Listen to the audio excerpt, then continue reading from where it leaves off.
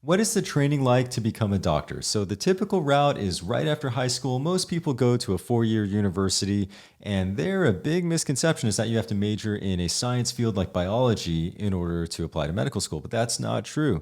You can be a pre med student and major in whatever you want, whether it's English or art or music. It doesn't matter as long as you do the pre-req requirements. These include 1 year of biology, 1 year of general chemistry, 1 year of organic chemistry, a year of physics and statistics, and a couple classes of calculus. Usually 2 quarters of calculus are recommended as well.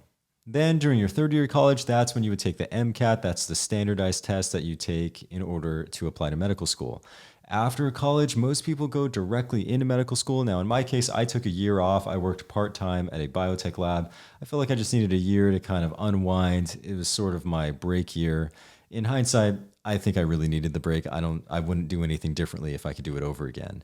Then starting in medical school, the first 2 years are mostly lecture based. That's when you learn all your anatomy, physiology, pathophysiology, pharmacology, mostly work in classrooms to prepare you for work on the wards and in the operating rooms. Then your next 2 years, your third and fourth year of medical school, that's when the focus turns to clinical clerkships.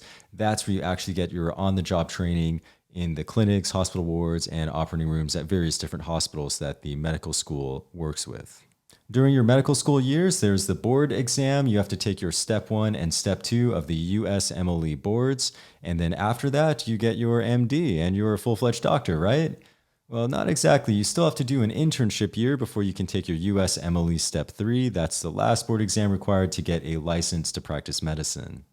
And most doctors don't stop after that internship year. They go on to residency. In my case, I did 2 additional years of internal medicine residency, but residencies can really vary in length depending on the specialty.